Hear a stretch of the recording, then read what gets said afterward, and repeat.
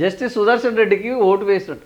ఇది అదే సమయంలో ఎన్డీఏ కూటమికి మద్దతు తెలిపిన వైసీపీ ఎంపీల్లో ఇద్దరు ఇండియా కూటమికి, ఇక్కడ మనం ఇది చూడొచ్చు. ఎవరు అంటే ఇద్దరు ఇండియా కూటమికి అభ్యర్థికి జస్టిస్ అంటే ఈరోజు 11 మంది ఎంపీలు ఉంటే ఆ 11 మందిలో ఇద్దరు ఎంపీలు మాత్రము ఏది జగన్ మాటను కాదన్నారా, లేకపోతే జగనే వాళ్ళకు 2 వేయండి వీళ్ళకు 9 వేయండి అని వాళ్ళకు సూచించారా, లేదా ఇది రహస్య ఓటింగ్ కదా ఏ విధంగా బయటపడుతుందని ఒక విశ్వాసంతో ఓవరాల్గా ఒక ఇద్దరు మాత్రం వేసినట్టు ఈ వార్తలు చెప్తున్నారు.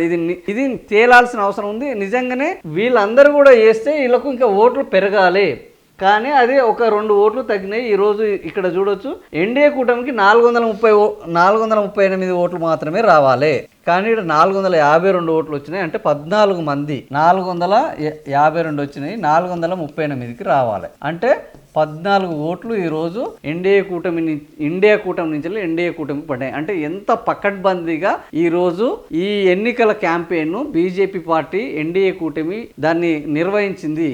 ఇంత పరిస్థితుల్లో కూడా ప్రభుత్వము 3 సార్లు వచ్చి యాంటీ ఇన్కంబెన్స్ కొనసాగుతున్నా కూడా ఈరోజు ఇండియా కూటమి తనకున్న పక్షంలోని ఎంపీలను కూడగట్టడంలో కానీ వాళ్ళందరినీ ఒక తాటి మీదకి తీసుకురావడంలో కానీ విఫలమైంది అని చెప్పడానికి ఇది ఒక ప్రధానమైన కారణంగా మనకు కనబడుతుంది.